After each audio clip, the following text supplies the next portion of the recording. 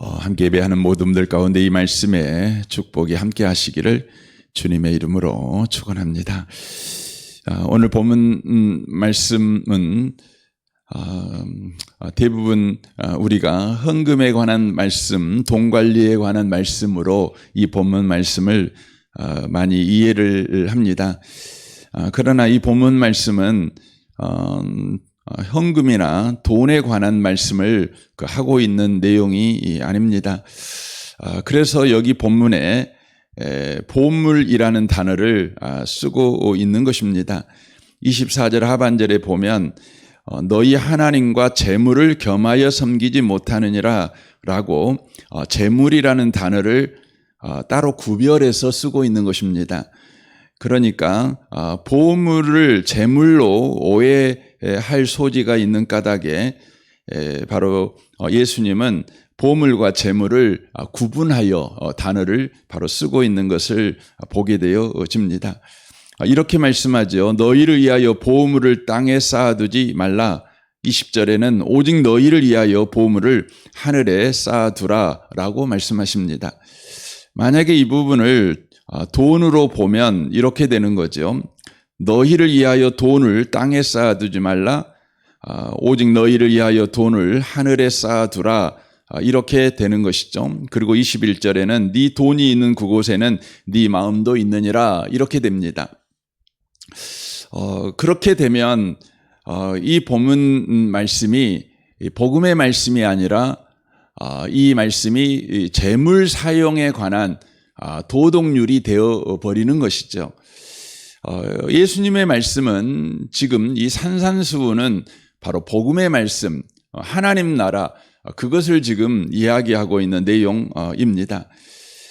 성경을 보시면 성경에서는 보물이 돈이다 이렇게 말씀하는 성경이 없습니다. 우리가 디모데전서 6장을 보면 돈을 사랑함이 일만하게 근원이 된다 이렇게 말씀을 하시죠. 그러니까 보물과 돈을 정확하게 구별해서 성경은 쓰고 있다는 것을 알 수가 있습니다. 그 무엇보다도 네 돈이 있는 그곳에는 네 마음도 있느니라 이렇게 성경을 읽어버리면 돈이 있는 곳에 마음이 있다 이렇게 등치가 되는 거죠. 그런 사람이 있죠.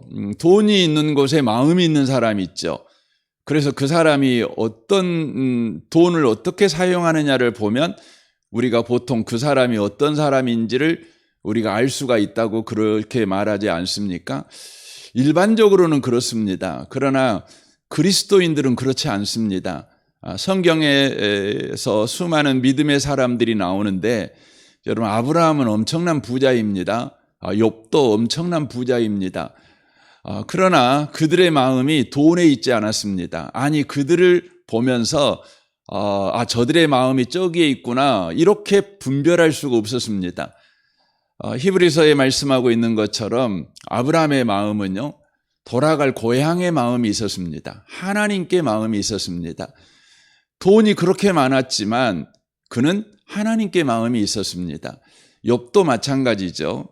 그러니까 돈이 있는 곳에 마음이 있다 이렇게 해버리면 일반적인 사람은 그럴 수 있지만 하나님의 사람들 또 성경에 등장하고 있는 또 가난하지만 하나님 앞에 2렙돈을 헌금하는 과부들 뭐 이런 성경 이야기를 보면 바로 돈이 있는 곳에 마음이 있다 바로 이렇게 말할 수 없다는 것입니다.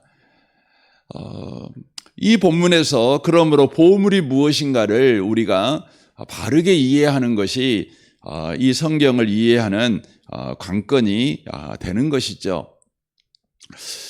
성경에서 예수님은 마태복음 13장에서 천국 비유를 그 말씀을 하십니다. 천국 비유를 말씀하실 때에 이제 그런 말씀을 하시죠. 한 사람이 이제 밭을 임대해서 갈게 되는데 그곳에서 보화를 발견했다 그거죠. 그래서 천국은 마치 밭에 감추인 보화와 같으니 사람이 이를 발견한 후에 숨겨두고 기뻐하여 돌아가서 자기의 소유를 다 팔아 그 밭을 샀느니라 이렇게 돼 있지 않습니까? 그러니까 여기에 보물을 돈으로 보면 돈 주고 돈을 산 것이죠. 뭐 자본주의 시스템과 같지 않습니까? 그러나 여기 성경에서는 보화를 뭐라고 말하면 천국 이렇게 표현을 하고 있는 것을 보게 되어집니다. 예수님께서 너희를 위하여 보물을 땅에 쌓아두라 두지 말라 이렇게 말씀하신 것을 우리가 성경 전체를 통해서 우리가 이해를 해봐야 되는 것이죠. 창세기에서는 하나님 자신이 보물이라는 것을 바로 이야기를 하십니다. 하나님 자신이 보물이죠. 이사야에서는 33장 6절에 여호와를 경외함이 너의 보배니라 이렇게 말씀을 하십니다. 20장 15절에도 금도 있고 진주도 많거니와 지혜로운 입술이 더욱 귀한 보배니라 라고 말씀합니다. 그러니까 지혜롭다는 것은 여호와를 경외하는 것 아니겠습니까? 그러니까 여호와를 경외하는 입술 그게 바로 보배다 이렇게 이야기를 합니다. 신약에서는 예수 그리스도가 바로 보물이다 이렇게 이야기를 하시죠. 골로새서 2장 3절에 보면 그리스도 그분 안에는 모든 지혜와 지식의 보물이 감춰져 있다 이렇게 말씀합니다. 고린도서 4장 6절에도 보면 예수 그리스도의 얼굴에 있는 하나님의 영광을 아는 빛을 우리 마음에 비추셨느니라 우리가 이 보배를 질그릇에 가졌으니 그렇게 말씀하시므로 예수 그리스도의 얼굴에 있는 하나님의 영광을 아는 빛이 바로 보물이라는 것을 바로 말씀해 주고 있다고 하는 것입니다. 그래서 정리하면 보물이라고 하는 것은 돈을 가르치는 것이 아닙니다. 보물은 더 정확하게 말하면 예수 그리스도를 가르치는 것입니다. 복음을 가르치는 것입니다. 그러니까 너희를 위하여 보물을 땅에 쌓아두지 말라 이렇게 돼 있죠. 거기에 보면 너희라고 돼 있잖아요. 여기서 말하는 너희는 일반 사람을 말하고 있는 것이 아니라 바로 예수를 믿는 그리스도인들을 지칭하고 있는 것입니다. 그래서 여기 이 마태복음 5장, 6장, 7장 산상수훈에 보시면 호칭이 너희는 그렇게 돼 있고 너희가 아닌 사람은 그들은 이렇게 성경이 이야기를 하십니다. 그러니까 너희와 그들을 대비시켜 놓고 있는 것이죠. 구별해 놓고 있는 것을 성경을 통해서 우리가 알 수가 있습니다. 그러니까 너희를 위하여 그렇게 말씀하는 것은 예수님을 우리가 믿는 사람이잖아요. 은혜로 예수를 받은 사람이죠. 보물을 받은 사람이들이지 않습니까? 그러니까 너희를 위하여 보물을, 그러니까 너희는 이미 예수라는 보물을 받은 너희는 그 보물을 땅에다가 쌓아두지 말라 이렇게 말씀하고 있는 내용이라고 하는 것입니다. 그리고 20절에서는 오직 너희를 위하여 보물을 하늘에 쌓아두라. 바로 예수를 네가 보물로 받았으니까 그 보물을 너는 하늘에 쌓아두라 이렇게 이야기를 하고 계시는 바로 내용이라고 하는 것입니다. 그렇다면 땅에 쌓는다는 말이 어떤 의미입니까? 이것을 여러분과 제가 이해하려면 예수님이 이 마태복음 그 5장부터 그 전체적으로 이야기하는 내용을 우리가 이해할 필요가 있습니다. 마태복음 5장부터 지금 여기 19절까지 오는 데까지 제가 잠깐 정리를 해드리면 이렇습니다. 5장 첫 번째 예수님이 말씀하시는 내용은 너희가 누군지 정체성을 말해주는 것입니다. 그러니까 예수 믿는 사람이 누구냐? 예수 믿는 사람은 복받은 자다. 이런 내용이죠. 그러니까 예수 믿는 사람은 이미 복받은 사람이다. 예수 믿는 사람은 바로 이런 복을 받은 사람들이다. 이걸 이제 이야기를 하시는 것으로 시작을 합니다. 그리고 나서 이제 예수 믿는 사람, 복 받은 사람은 이렇게 살아야 돼라고 하시면서 이제 구약의 십계명을 바로 예수님 복음 안에서 재해석을 하는 내용을 다루고 있는 내용이 5장입니다. 근데 그 내용이 뭐냐면, 핵심적인 내용이 뭐냐면 사랑입니다. 이웃을 사랑하라, 이것이죠. 그러니까 예수님께서 그 말씀하신 내용 아닙니까? 율법 그 대표가 십계명인데, 이 십계명을 한마디로 정리하면 뭡니까? 사랑이죠, 사랑. 사랑하라, 이게 5장 이야기입니다. 그리고 6장에 와가지고 이제 사랑을 하는데 그 구체적인 사랑의 내용을 다루고 있는 것이죠. 어떻게 사랑하느냐? 그러면 6장 1절에서 4절까지는 구제로 이야기를 합니다. 구제로 사랑을 해야 된다. 그런데 구제가 사람 보이려고 구제하는 것은 사랑이 아니다. 진짜 사랑은 뭐냐? 그러면 바로 하나님께로부터 받은 것을 주는 거다. 이게 진짜 사랑이다. 이걸 이야기를 하는 것입니다. 구제 내용이 하나님으로부터 받은 것을 내가 주는 거예요. 하나님으로부터 받은 것 최고가 뭡니까? 예수 받았잖아요. 그러니까 최고의 구제가 뭡니까? 그럼 전도하는 겁니다. 예수님을 전해주는 것입니다. 두 번째가 뭐냐면 기도입니다. 기도. 너희는 이렇게 기도하라, 이렇게 말씀하잖아요. 그러면 진짜 기도가 뭐냐? 그러면 기도의 열매가 뭐냐? 그러면 용서라는 걸 가르쳐 주는 겁니다. 그래서 주기도문을 하시고 나서 14절 15절이 너희가 사람의 잘못을 용서하면 너희 하늘 아버지께서도 너희 잘못을 용서하거니와, 이제 이걸 이야기를 쭉 하시는 것이죠. 그러니까 참된 기도를 한 사람의 열매가 뭐냐? 그러면 용서하고 사는 것입니다. 용서하고 사는 겁니다. 우리는 기도 생활을 우리가 열심히 하죠. 그러나 우리가 기도 생활을 잘하고 있는지 못하고 있는지를 잘 분별을 안 합니다. 우리가 문제에 빠질 때가 있어요. 어떤 문제냐면 기도 생활을 막 하는데 욕심이 더 커져요. 손을 펴지를 못해요. 손해를 감수를 못해요. 억울함을 감수를 못해요. 분노 난 상황을 감수하지를 못해요. 용서라는 것은 감수하는 것입니다. 여러분, 용서하고 화해는 다른 겁니다. 용서는 이것은 그냥 내가 그 사람을 놔주는 것입니다. 그리고 그 사람을 놔주는 대신에 내가 감수하는 것입니다. 이게 용서입니다. 화해는 뭡니까? 서로 악수하는 것입니다. 근데 용서는 할 수만 있다면 화해까지 가면 좋겠지요. 그러나 여러분, 화해까지는 시간이 걸릴 수 있습니다. 그러나 용서는 우리가 해야 된다는 것입니다. 이게 기도의 열매라고 하는 것이, 이게 바로 이웃을 사랑하는 바로 구체적인 내용입니다. 우리는 이웃을 위해서 기도하지 않습니까? 그런데 우리는 용서를 잘 안 해요. 그렇죠. 그러나 진정한 사랑은 용서하는 것입니다. 그리고 금식을 이야기를 하지요. 이사야서에서는 금식이 뭡니까? 내 이웃을 풀어주는 것입니다. 풀어주는 것입니다. 얽매인 것을, 묶인 것을 풀어주기 위해서 금식을 하는 것이죠.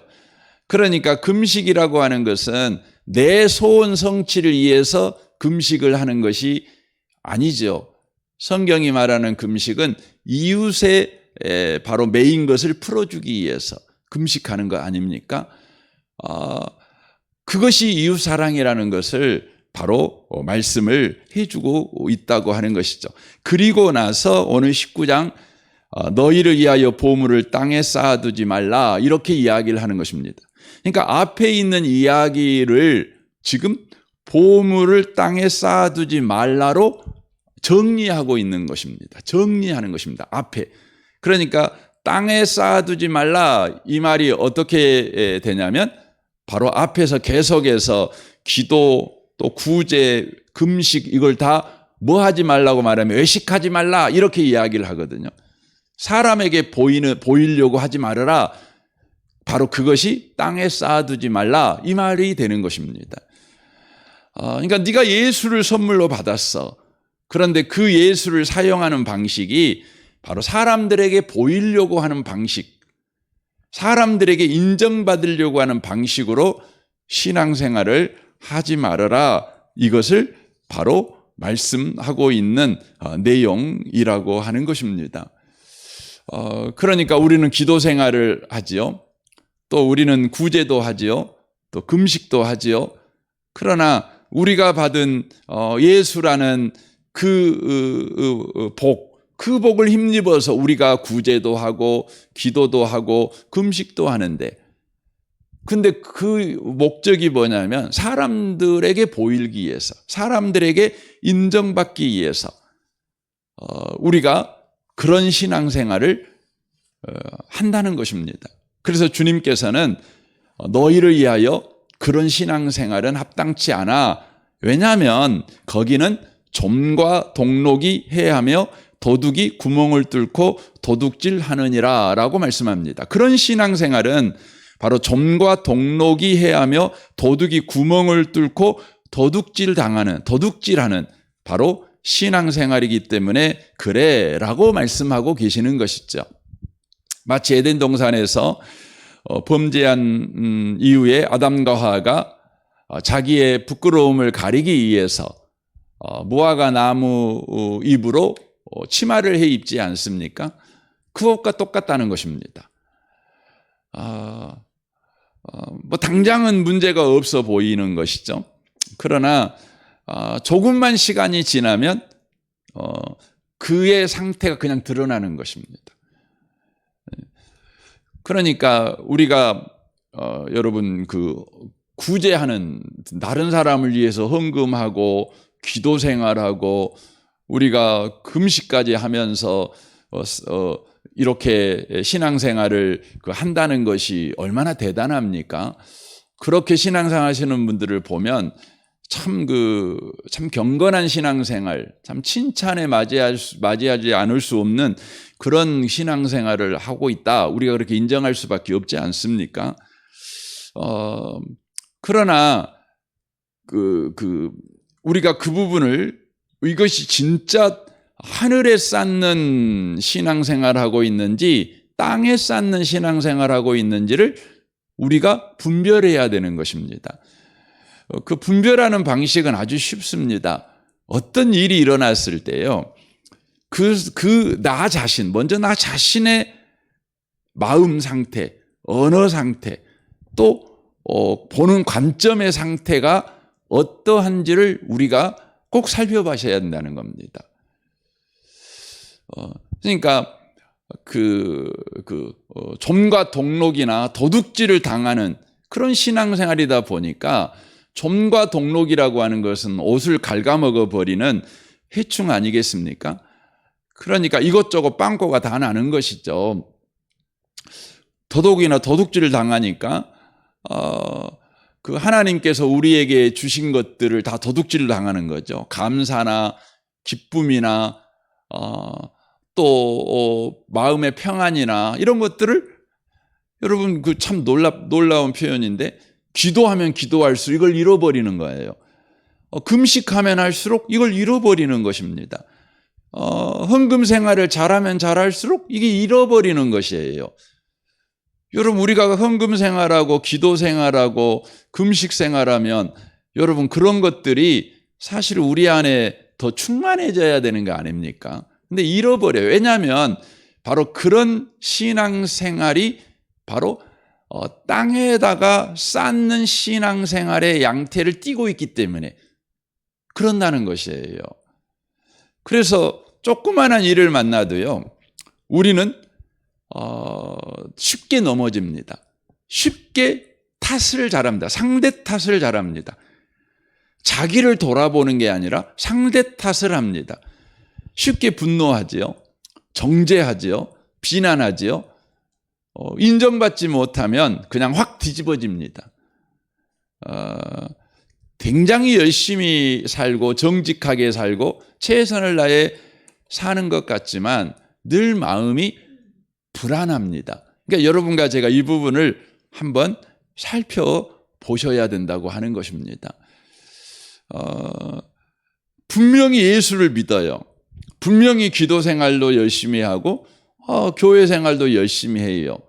그런데요, 저와 여러분이 삶의 문제를 만나면 안 믿는 사람들이랑 똑같아요. 반응하는 것이.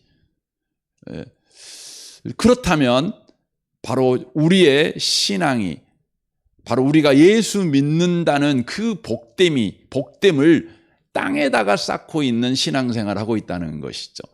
이 부분을 지금 성경이 바로 이야기를 하고 있다고 하는 것입니다.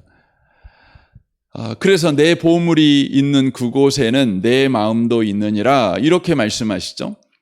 그러니까 보물이 어디가 있냐면 땅에다가 있는 거죠. 땅에다가 보물을 쌓는 것이죠. 그러니까 마음이 땅의 마음이 되는 것입니다. 땅의 마음이 되는 것입니다. 지진 나고 해일 나고 홍수 나고 가뭄 들고 기근이 있고 전쟁이 있고 쉼없는 인생의 문제가 끊임없이 일어나는 땅과 같은 그런 마음을 가지고 산다는 거예요. 분명히 예수를 믿지만 그런다는 것입니다. 사랑하는 성도 여러분, 우리가 오늘 다시 한번 생각해 보셔야 돼요. 우리는 너무나 놀랍게 보물을 가지고 있는 사람들입니다. 보물을 가지고 있는 사람들입니다. 그러나 이 보물을 저와 여러분이 어디에 쓰고 있는가 보셔야 됩니다. 아주 중요합니다. 어디에 쌓고 있는가? 우리의 신앙생활을 할 때 우리가 보물을 어떻게 지금 사용하여 쌓고 있는가? 신앙생활하고 있는가? 한번 점검해 보셔야 된다는 내용입니다. 오늘 하루가 다시 한번 여러분에게 허락한 예수라는 그 보물을 하늘에 쌓는 복 있는 하루를 살아가시기를 주님의 이름으로 축원합니다. 아멘. 우리 같이 기도하겠습니다.